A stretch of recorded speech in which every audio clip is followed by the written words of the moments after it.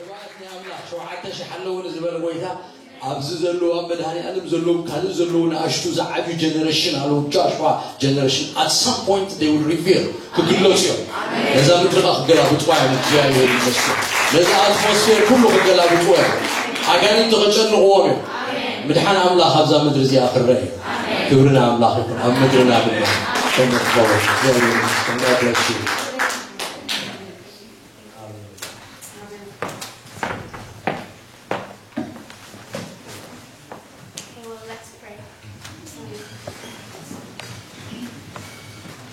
Heavenly Father, who is in heaven, we thank you today, Lord.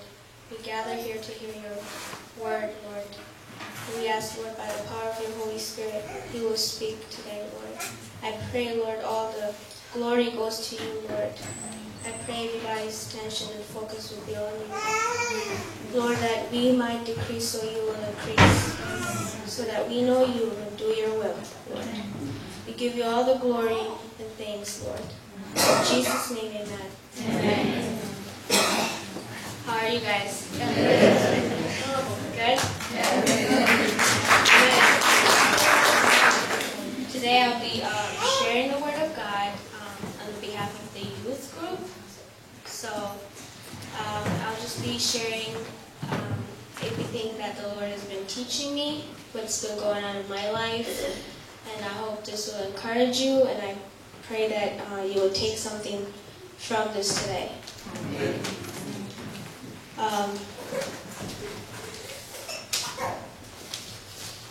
Let's go to John 5:25.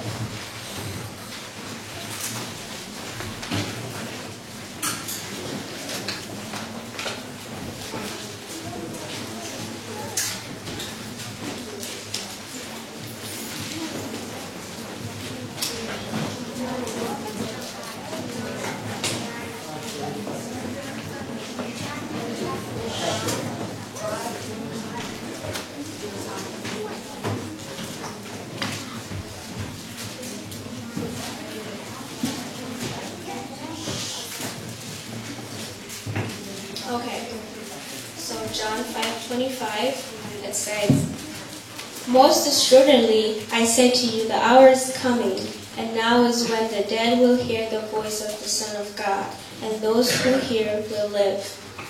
So the last part of the verse that says, "Those who hear will live." So I underline that because that's so important and significant, because those who hear will live. Those who hear the word of God, those who hear the truth, those who hear the voice of God by the Spirit will live. You know, they will not die, but the dead will rise and they will live. So we hear the voice of God by the Spirit and, of course, the word of God. So this verse reminds me of Matthew 5:3.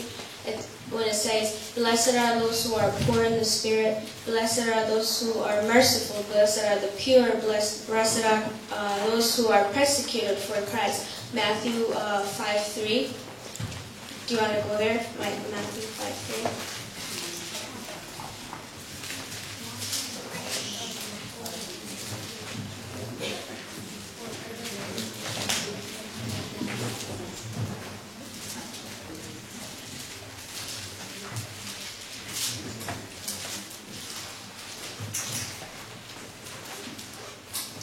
Blessed are the poor in the spirit, for theirs is the kingdom of heaven. I don't know what the Tigrinya translation says, but I think in Amharic it's blessed are the በመንፈስ ድሃ የሆኑ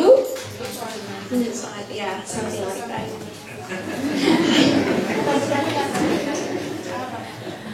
Do you want to read it?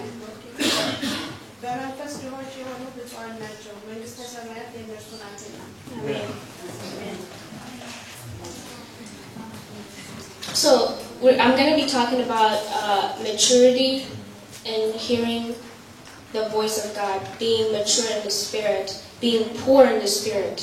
Deha yehonu b'manfas. So what's deha b'manfas? Are those are poor in the Spirit are those who are know the Spirit, who hear the Spirit, and who obey the Spirit, who recognize the Spirit from their flesh and from the devil, so they will know the Father's voice. Like the Old Testament, the prophets in the Old Testament, they knew the voice of God. They knew it. They knew it from their own voice. They knew it from, the devil's trying to speak to them in their mind. So maturity and hearing the voice, it's so important in maturing in the Spirit, because that's the only way we get to go to the Father and worship Him in the Spirit and in truth. And one time, the Lord asked me, I was just spending time with the Lord, and He said, how old do you think you are in Christ? Many will say, oh, I got saved about 20 years or 5 years, or they'll give you a number. But that's not truly how old you are in the Spirit. A Christian can be saved for many years, but still be a baby in the Spirit, right? So this leads me to think of the Old Testament versus the New Testament. In the Old Testament, the believers, they were babies because they had the law. See? Because, when you have a child, you tell them, don't go there, don't do this, there's a law in the Old Testament. But in the New Testament, we're adults. We are meant to be adults because there's no more law, there's grace. We do it because we love God. So there's not, that law was, to begin with, that law was given to the Old Testament, in the Old Testament to the people, so that it will reveal their sin to them. But they did not take it like that. They became religious, and they lived by the law. And they missed the point, right? The Pharisees, they missed the point because they crucified Jesus Christ. Even though they read the Word of God daily, they missed the main point. It's in the heart, not outside, externally. It's not externally, it's internally. It's from the inside. So, the Old Testament versus the New Testament. So, Old Testament, they were babies. They didn't have the Holy Spirit as we have it now. They didn't have the life, the life living in them, like the seed of Christ that is in us right now by the Spirit of God that is maturing us, as we take a step. They didn't have that, so they were considered babies, so they were judged by the law. But now, since we are in the new, in the new promise of receiving the Holy Spirit, we're not judged by the law, we're judged by the Holy Spirit. We're judged how we resemble Christ. You're not, I'm not looking at you, or I'm not looking at you to judge myself. I'm looking at Christ, So, Christ is the highest standard point. Until we get there, by the grace of God and by the mercy of God, until we get there, we strive for holiness. Amen. So today, I will be talking about striving for holiness and sin. So going back to a little testimony of mine, when the Lord said to me, so how old are you? This is a little while back. This is after I had committed to follow Jesus. I've always been a Christian, but I've always not been like this. I've always. There was a point where it was like the Lord touched me, and I gave my life to Christ. So it happened when I was in college. So. This was a little bit ago, and the Lord asked me, how old do you think you are in the Spirit?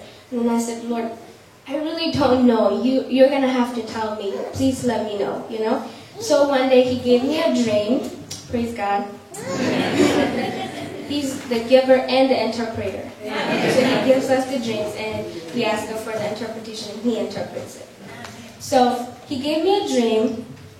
I'm so thankful for the dreams. He's been speaking to me through dreams just amazingly. So He gave me a dream. In the dream, I was holding a little baby, like a little child, in my arms. And this child was really very beautiful. And in the dream, I was like, it was like that baby was mine. I was looking at the baby and I was holding him tight, and the baby was smiling. And then I woke up and I'm like, Lord, why are you giving me baby? What does this baby mean? And he said, that's the seed of Christ. That's the Christ in you. So that's how old you are in the Spirit. So I was about 2, 3, 4 month old baby in the Spirit. So I was like, Lord, I was so thankful that he let me know, because he answered my prayer. He let me know. And another part, he's letting me know that I'm a baby, but in the Spirit, I read, we're supposed to be adults. So we have to feed that spiritual being of us. We have to feed that child. So I'm just thankful that he showed me that, and he's been walking with me, dealing with me, and he gave me another dream after a while, but I won't tell you how old I am now.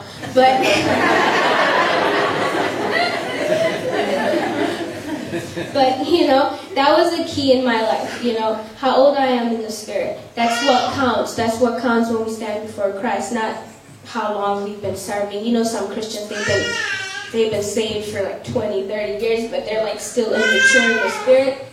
And someone who just got saved like a year ago is more mature in the Spirit and is revived in the Spirit and is on fire for Christ. You know, that's because that Christian that been saved for a long time is sleeping Christian. It's a lukewarm Christian. Remember that church in Revelation when Jesus said, if you're not cold or you're not warm, so I'll spit you out of my mouth. So he does not like a sleeping Christian who is in one stage, who's not growing. Why are we not growing? Because we have everything given to us. We're not by the law.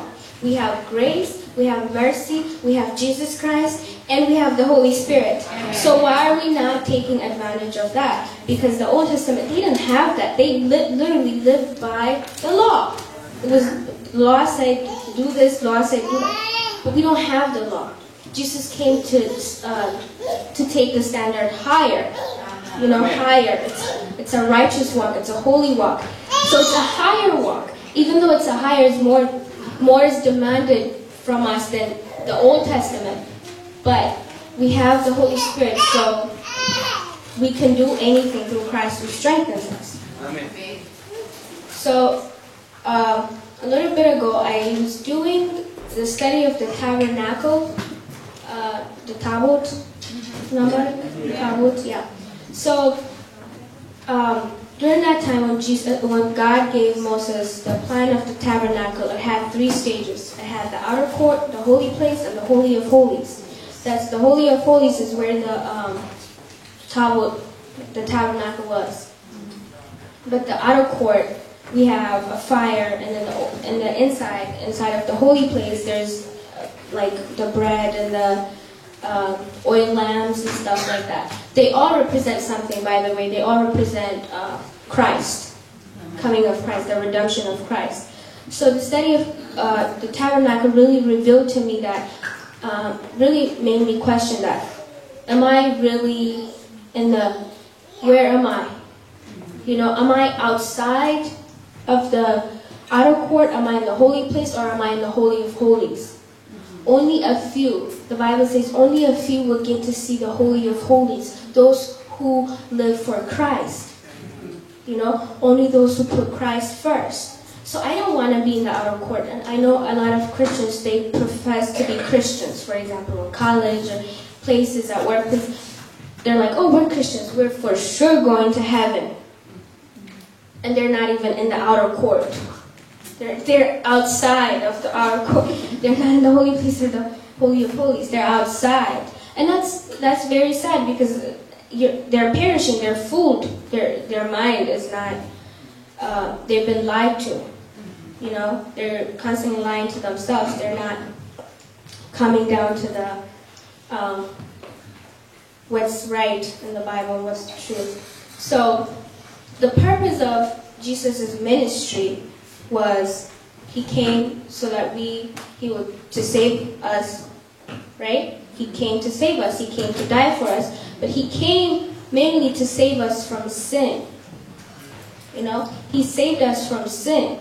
So sin does not have a grip on us. Because of sin, we'll not, perish. So he died on the cross to take away the sins of the world, to save the world, right? So that tells me something really important. He left his highly position, that he was seated up in the throne, to be a man, to come down to this world and die for mankind, to take away their sins. So sin is a very, very important thing, and we are out to take serious note of that. Like, we have to deal with the sin that is in our lives. We have to take sins very, very serious, because God takes it very serious. Only the righteous will see the face of God. You can be a Christian. You can be born again. You can be spirit-filled. You can be a Christian for many years. But in the day of the Lord will say to you, I don't know you.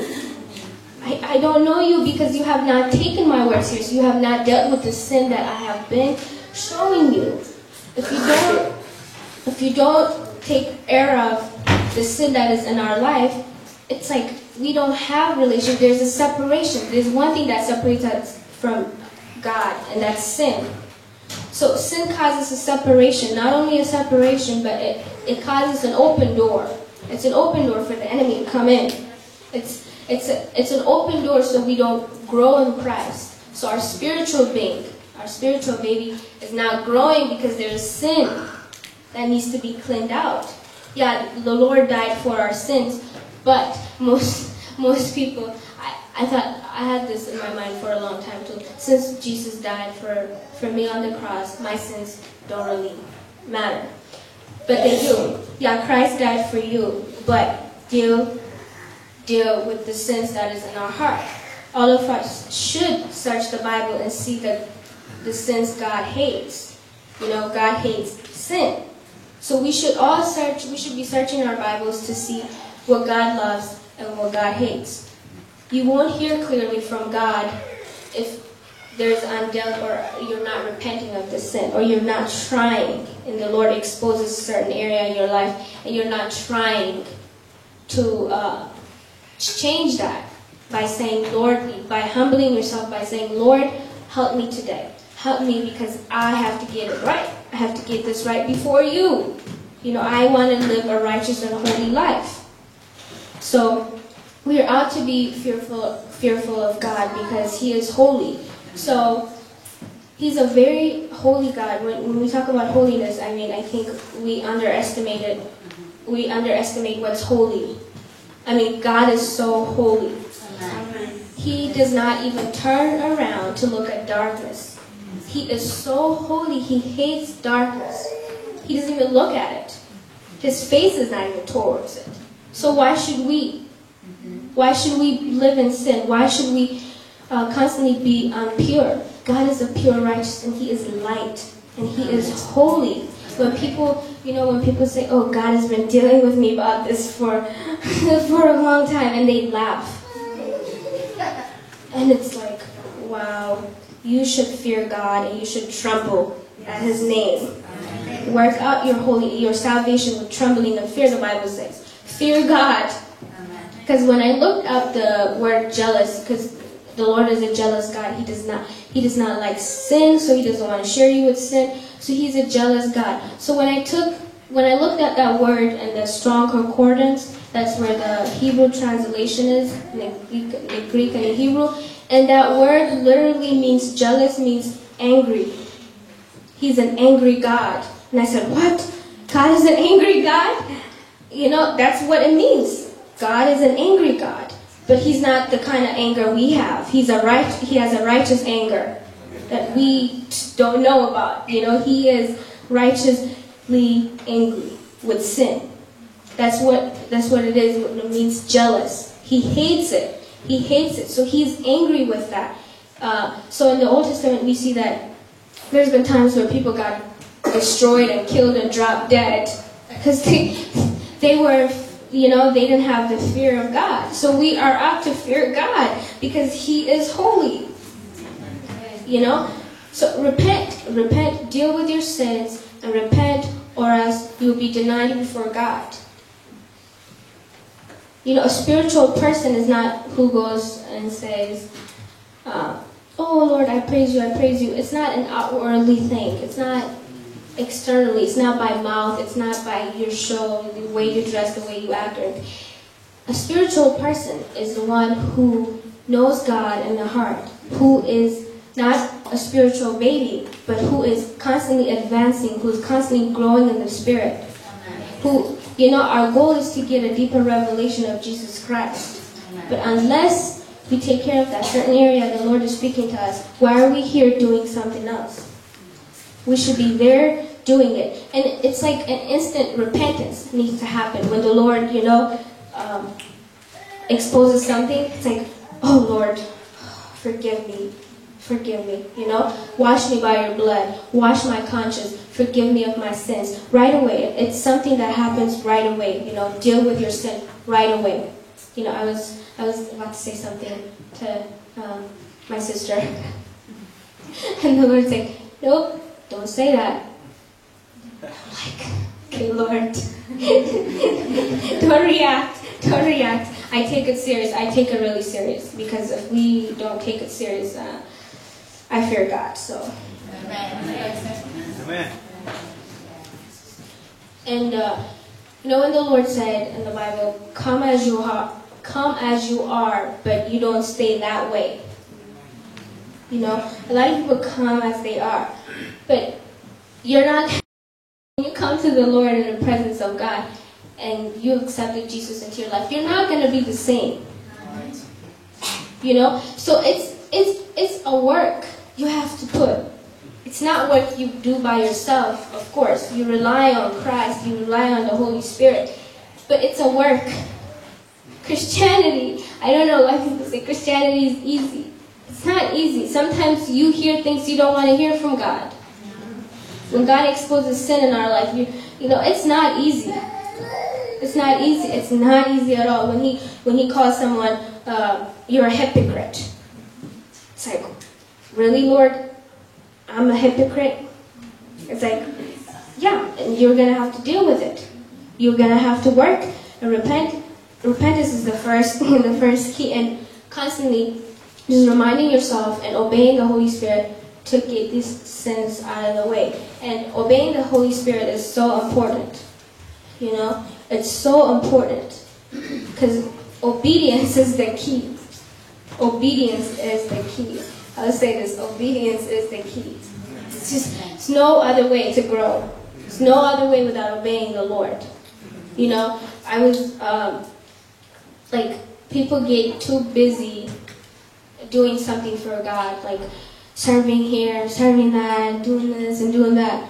And it's like, the Lord wants your heart more than anything, more than your service. So take time and to deal with it, because all those things, I'll talk about that later on, about dead works. They become dead works to God if our heart is not right with God. Dead works are, it's mentioned in Hebrews, dead works, yamota sarapaka, mozol. And we're constantly trying to offer it to God. It's dead. God is not receiving it, just like Cain's offering. It's dead works. Cain, he sacrificed for the Lord. The Lord cursed him, you know, because even though he sacrificed a better sacrifice than Abel. You know, he worked hard more than Abel. He was a hunter. Abel was just a shepherd. So he worked so hard more than his brother. So thinking the Lord will accept his sacrifice, but the Lord cursed him. He didn't accept it. Because why? It was dead. It wasn't from the heart. You know, it was not pure. It was not a pure sacrifice. And that's what it needs, is our hearts need to be broken up for Christ. Amen. You know? What he loves, we love. What he hates, we hate. Amen. You know? He hates sin, so we should hate sin.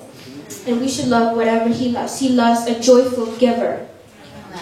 Not a 10% that who gives 10% only. He likes it when we give out of our hearts. It's not law. It's not do this, do that. You know, it's out of the heart.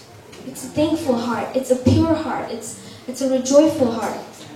Just like we were singing today, it's rejoicing to do these things for God. So, holy God. So covetousness and idolatry are pretty much a god of most of Christians nowadays. Idolatry are not adultery, but idolatry are anything we worship outside of God. Anything we give more time, outside of God. So we're spending more time on this, and that's an idol because that's your God. Like, for example, football and sports in America, it's an idolatry for a lot of people. TV shows, just a lot of things, fashion, and a lot of things are internet. It's an idol. We're serving it. We don't know we're serving it, but we're serving it without knowing it. For example, in college, when we study, a lot of people spend too much time on the internet doing other stuff, and that's their God. Our school can be our God. Anything can be our God without us knowing it. So that's idolatry, and the Lord hates idolatry. Some of their 4 sins God hates. He hates hypocrisy. He hates spiritual pride. He hates impurity. He hates unbelief. So these are just some things to name, like hypocrisy. Jesus talked about hypocrisy a lot, being a hypocrite, putting on an outward show, but then not being humble in the heart. He talked about that a lot. So selflessness, that we need to come to a point of selflessness. That it's going to take... I almost fooled myself, but thank God the Lord came and rescued me. Amen. Because sometimes we think that we're spiritual, we have it all right before God. We don't need anything else. We just have everything going on for us. And the Lord is like, no, He's unpeeling something, and there's something deeper, and He's unpeeling that, and something deeper, and it's unpeeling it. It's something deeper. And it's gonna take until He returns. So sin is a constant thing in our hearts, and when He deals with this, He will expose another thing that is in our heart, and we have to deal with it. So humbleness, humbling yourself before others. I mean, you guys all know what humbleness is, but I'll just share about humbleness because it's sticking out in my heart more. The more the Lord teaches me, it sticks out more. And about being humble in every way. I mean, when we try to be better than other people, or we think we are better than other people, the Lord hates that. He hates the spiritual pride. He hates it. I mean, if a brother or sister is not more as spiritual as we are, we should pray for that person. We should not look down on them and say, sin is a sin. Yeah, call out the sin, but don't, in your heart, know that you're not better than that person. You're only better because Jesus rescued you, because it's His mercy and it's His grace. So, another topic that I just want to go over is coming out of the world. Because it feels to me now that a lot of us are still in the world. Even though we profess to be Christians, even though we come to church and we are godly, we are still in the world. God said in Revelation, come out of her, my people. You come out of the world. This separation. Like the youth nowadays, they're so blended in with the world. Everything the world throws at them, they pick it up. They pick it up. Because mind you, these are youth that are professing to be Christians. Because they're so mingled together with the world, you can't tell them apart. That's sad. Because we're born of Christ. We're not supposed to look like the world, speak like the world, talk like the world, dress like the world, or think like the world. We are to come out of the world. Separately, like TV. I don't know. about TV, I mean, that's a different topic. You know, it's really, really, really bad. TV is so bad. I can't watch TV more than 30 seconds. Even like the commercials are like disturbing, unpure. It is. And yet we have a whole bunch of movies that have impure scenes in them, impure, that do not glorify God whatsoever, and they're cursing, and we still keep it. Why? The Lord hates profanity. He hates impurity. Why are we in front of the TV when we should be reading about God? We should be meditating on His Word. We should be praying for one another. TV, by the way, the media, like I don't know why a lot of Christians think that TV is just innocent. No, it's not. The whole media is controlled by the devil. It's an antichrist. Yes. It is. They're sending an antichrist agenda. They're trying to do anything to take your focus off of Christ. And anything you do and you allow impurity to come in you, it gets in the heart and it takes away the seed. You know that baby that I was talking about? That's why your baby's not growing. That spiritual thing is not growing. You know, it influences people. I mean, they did a study. TV and music has so much influence on you. It's subconsciously. It has influence on you. You don't even know it, but it's influencing in the back of your mind because your brains are really smarter than what we think we are. So they're picking up these messages. We're picking it up constantly. We don't know it until we're applying it. You know, like these rap musics that people listen to, and then they listen to a lot of rap, and they go to school and they ditch and they're on drugs and they get kicked out and they commit suicide and they commit crimes and kill people and stuff like that. These are kids because of the rap.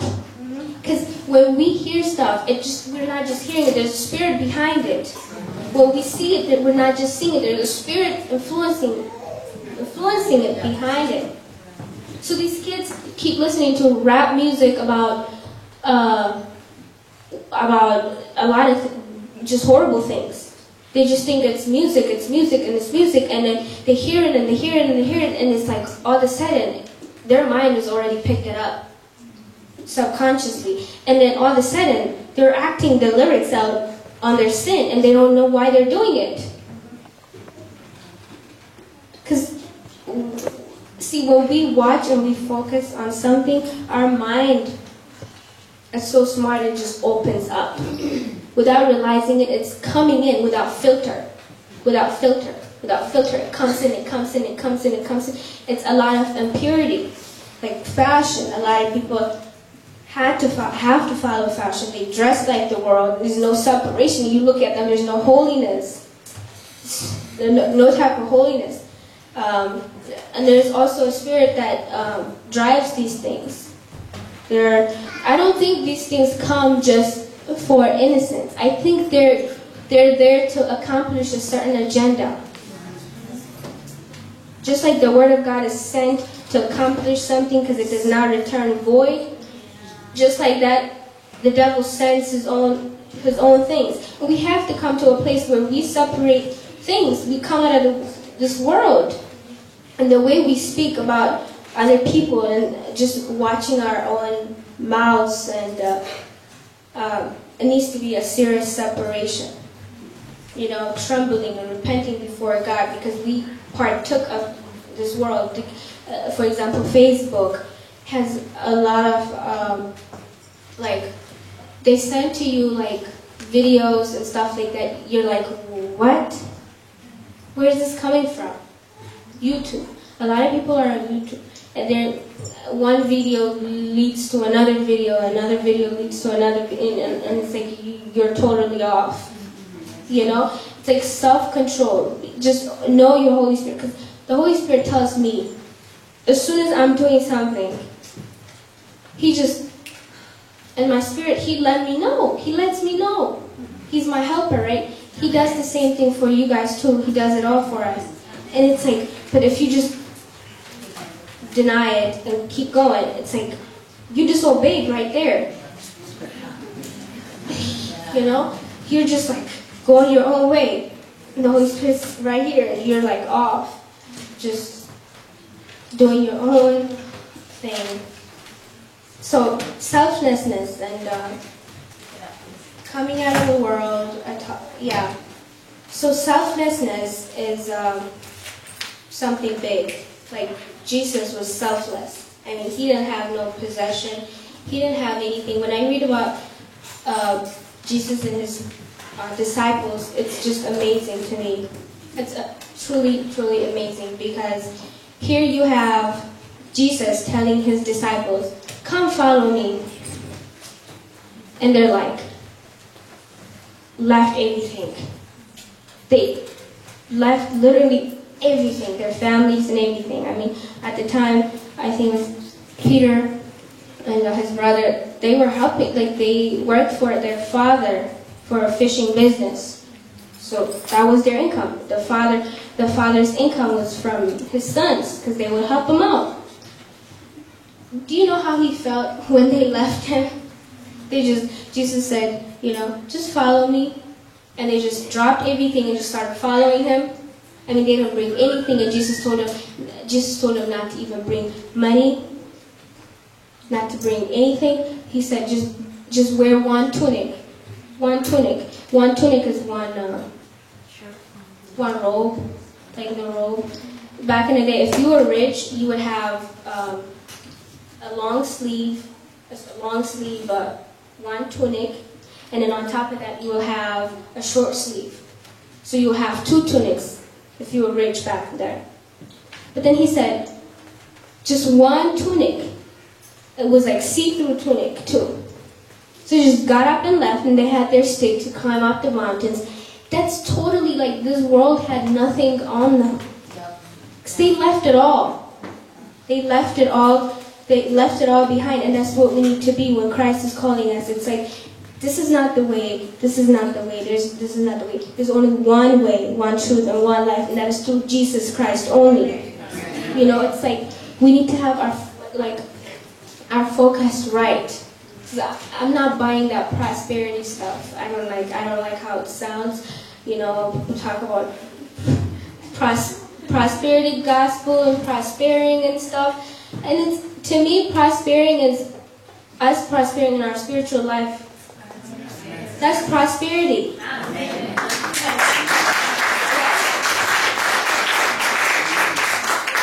Prosperity is not us going to college and getting a professional job and so we can be proud and we have to go to school, but that's not where my heart is.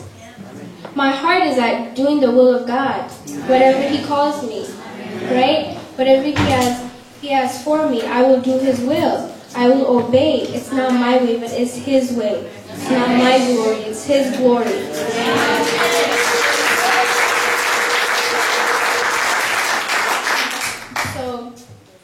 Let us not fool ourselves, like ambition and selflessness. It's like, we will do it for, are we doing it, are we really, just examine yourself, are you really living for the glory of God, or are you living really for your, self reasons? Like, is it only self? It's for me, it's for my house, I'm serving God so that he will bless my family. It's my own growth, it's for my own school, it's for my own money, it's for my own children. No, it's not about you at all, it's about the Lord.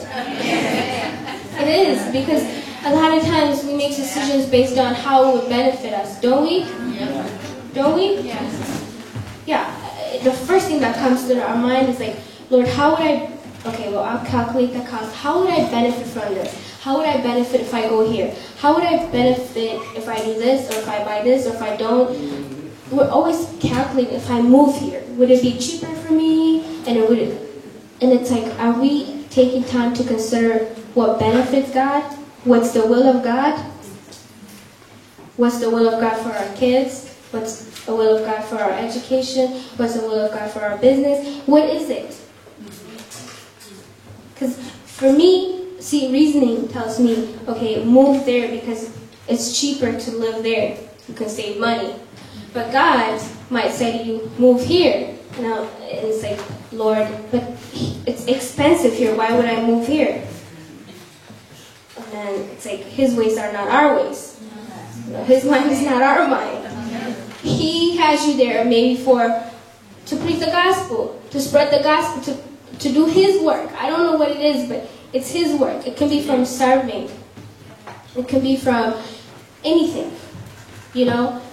Just being obedient and walking with obedience it's really the key. Just obeying at the end of the day, just having your heart right from pride. Pride. I was driving. My friend asked me to bring a car to her, and it was a very, very, very, very nice car. I've never been in a car like that. So I was like, I'm feeling excited. This is a really nice car. I want to be in it. I want to drive it. So I got really excited. But as soon as I stepped into that car, it was as if the Lord was exposing my heart. All of a sudden, pride. I started feeling prideful because of the car I was in. And the Lord is like, check your heart. That was really a good lesson for me because pride is a huge thing in our life. Whether we know it or not, it was the first sin that caused Lucifer to be cast out. It was his pride. Adam and Eve, it was pride to be like God. It was pride. So we can't sit here and we say we don't have pride. All of us have pride somehow and somewhere. And the Lord exposes it. It might not be in this area, but it's another area, So, as soon as I got there, I'm like, take this car away from me now. I don't want it. I don't ever want to drive in it. That is not for me. I just want to, live for Christ. He is my pride. He is.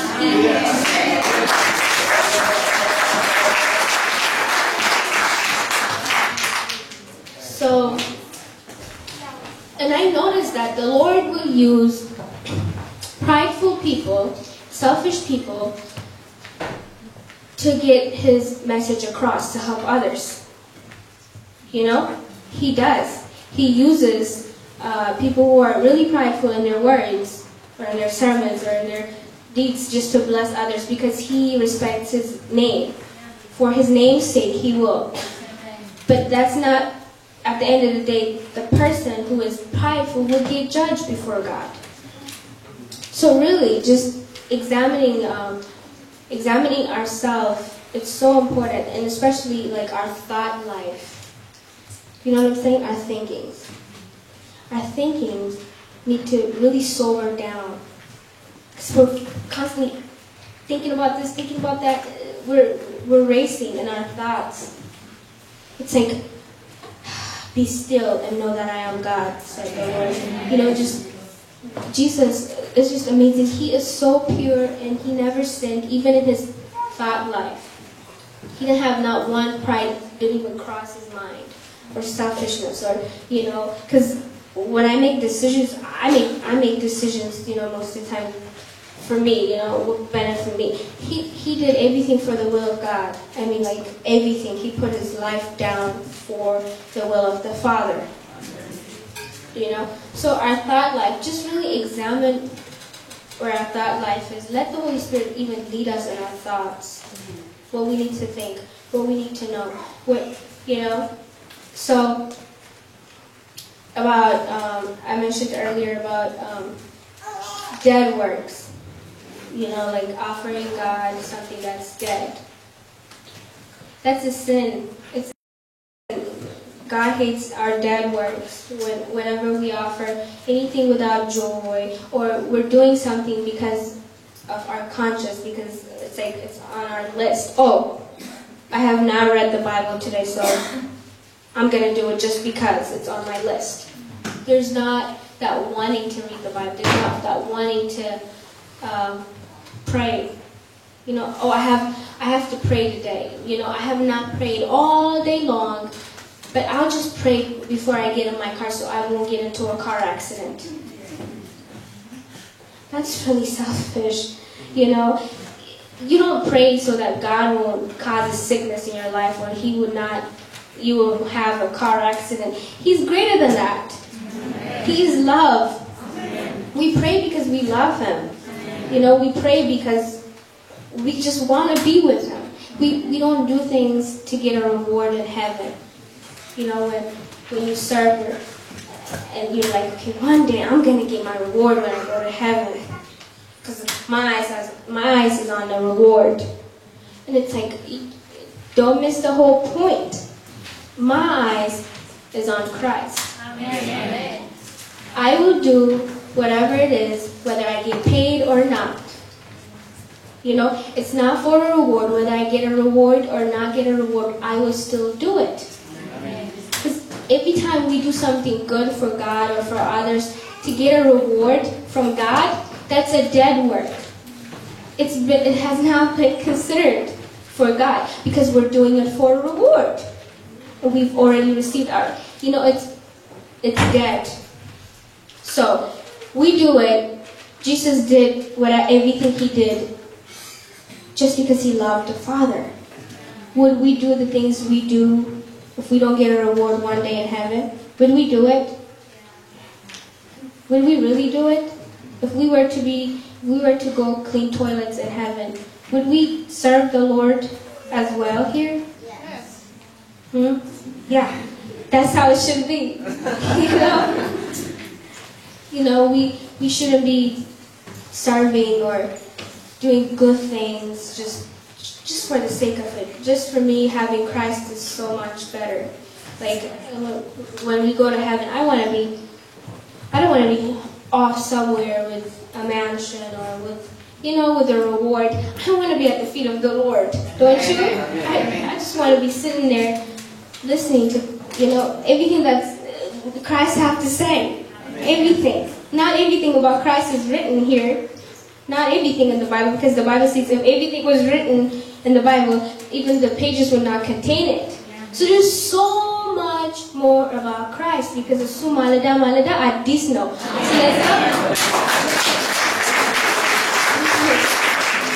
So every day forever, it's knowing Him, getting to know Him. Because He is new, right? His mercies are new every day. He reveals something to you and He is brand new again. Amen. So that's life. That's the Christian life. A spiritual person is who puts God's will first. The spiritual person is not who acts spiritual on the outside. The spiritual person is who takes his time to pray before everything. Before he does anything. A spiritual person is concerned about his spiritual growth before the Lord than anything. Any prosperity. Getting anything in this world. Attaining a higher education or getting money or being famous or getting attention from people. That's not, I don't want it. The Lord said in Romans, I seek no honor from men. That should just tell us everything. I seek no honor from men. I don't want it. I've come here for one purpose, and that's to glorify my Father. Although Jesus is God and we give Him honor, but see His humility, He didn't seek no honor from anybody. That's just big. That's just big to me. So our dead works, we need to be careful in everything we do about dead works. So remember those people in Matthew 7:22 when they said, Lord, Lord, I've done this for you. I've cast out demons. I've done this for your name. I've healed the sick. I've done it all for your name. And the Lord is like, I don't know you. I never knew you. See, those people were doing the work of God, and God was using their, service. But their heart was not right because they were not taking time to deal with their inner part, their inner sin. So He's like, these are Christians. That's scary to me. These are Christians. These are those who have been bought by the blood of Jesus Christ, These are those who have had the Holy Spirit in their lives, but they've missed the whole point. Isn't that sad? And on top of that, they were telling the Lord, see, I've done this and this and this and this and this. Like they were like pretty much taking count of all their good works. We don't do that. We shouldn't even remember good things we did, you know? We should just remember Christ. See, they were telling him, I did this for you, I did this for you, I did this for you, just reminding them. And then he's like, the humble, I will remind the humble what they've done, because they forgot about it. The righteous did something good, and they forgot they even did something good. That's righteousness before the Lord. That's what's acceptable. You know, those are the people.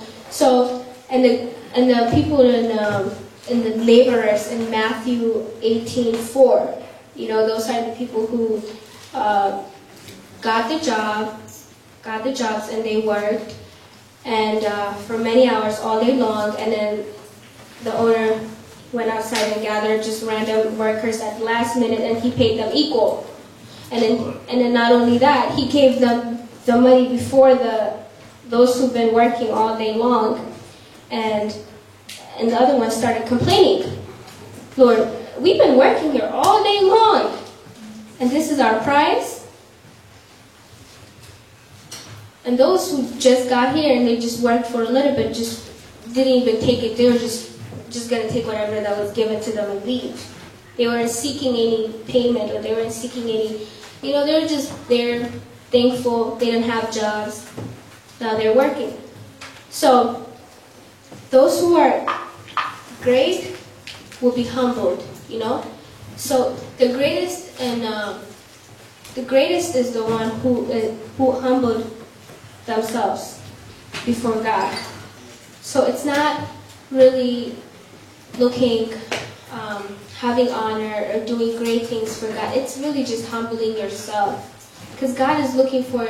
He's not looking for ability, what you can do for him. He's looking for a person who's available. So it's not for ability, but availability.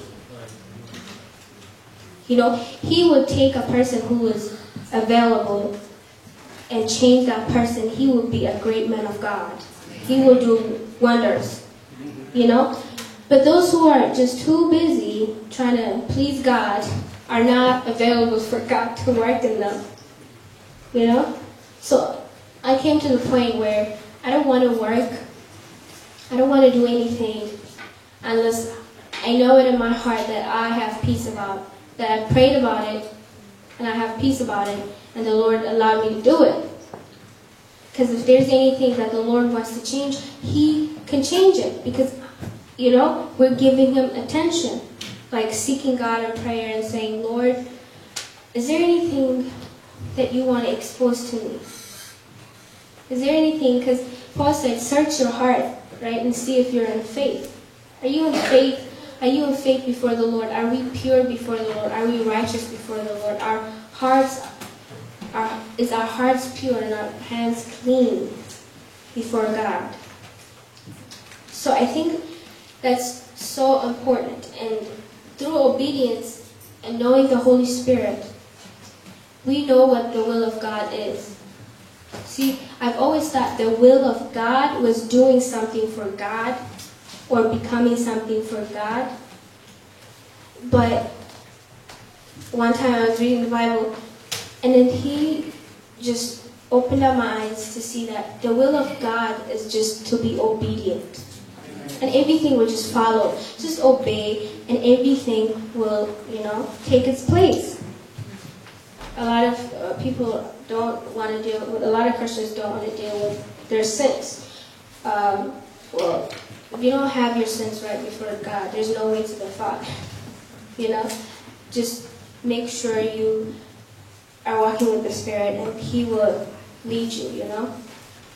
He will lead you. So, last point, if we don't recognize the voice of God now, that means if we're not feeding the Christ, the seed of Christ that is in us now, how would we know it's Christ later on, or when He comes back? How would we know that? We wouldn't. Even the Pharisees didn't know that. The Pharisees are the, back in the day, the Hebrew cases, the Jew cases. Those people, day and night, that was their job, to search the scriptures. I mean, they searched the scriptures day and night. Day and night. But the sad thing is they missed it. They're like, oh, Moses' law, and they're constantly reading it. I mean, I think to be a Pharisee, like to be a high top Pharisee, you have to memorize at least the Torah. So they have the Old Testament pretty much memorized in their minds back in the day. They have the word right, but they didn't have their hearts right, so they missed it when Jesus came. Mind you, they were professionals in the word. They could quote you anything you want, backward and front, you know. But they missed the point. How can you miss something that you've been waiting for all these years, all these prophecies, and it's being fulfilled before your eyes because they were blind. Their hearts were hardened. So let us not be those people whose eyes are blinded or hardened, you know, because of sin. So we don't want to miss the point. We want to know if our Father is speaking to us right now. We have to know it. We have to know it, because what would happen if Christ comes back right now? Because, and he said, in the last days, many will come as me, and it will deceive many. They're not going to deceive the unbelievers. No, they're going to deceive the believers, because the unbelievers, they're already not believing. It will deceive many. And then he said, many, and then he also said, many false prophets have gone out to the world. Many false prophets. They appear good, they appear godly, but their doctrine is false. How would we know these things if we're not hearing from the Holy Spirit right now? Because how would we know, you know, someone comes and says, Jesus, mind you, a lot of people are like, oh no, I'm not going to deceive. I'm not going to get deceived when Jesus comes back. Oh, you better be praying, because you will be deceived, because that's just a prideful heart that will just deceive you.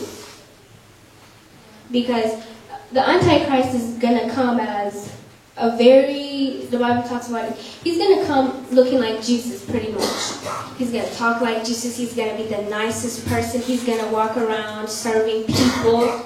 Everybody's going to be fooled. Is that the Messiah? Is that the prophet? Because he's doing wonders and signs and miracles. And he looks just like Jesus. Only those who hear the word, who hear the voice of God, can tell that's not Jesus. You know? Only those who know the Father now, who are prepared now, who have eliminated sins in their hearts, can only tell later. If you're not hearing right now, you know, we won't make it there. We'll miss it. We'll miss it just like the Pharisees missed it big time. And it's a very sad thing, but we have to be dependent on Him alone. And then God is, Christ is the head of the church, but God is also an individual God. So we have to know Him individually. We have to know how to hear His word. So we can't lean on our friend or our husband or our wives for the faith, because that's not going to save us at the end. What if your husband leaves? What if your wife goes somewhere and you're left alone to make a decision? You know, whether that's Christ or not. How would you know? Only knowing the Father and the likeness of the Father and being like Christ, we will know the truth, and the truth will set us free. And the truth is, Jesus died for us.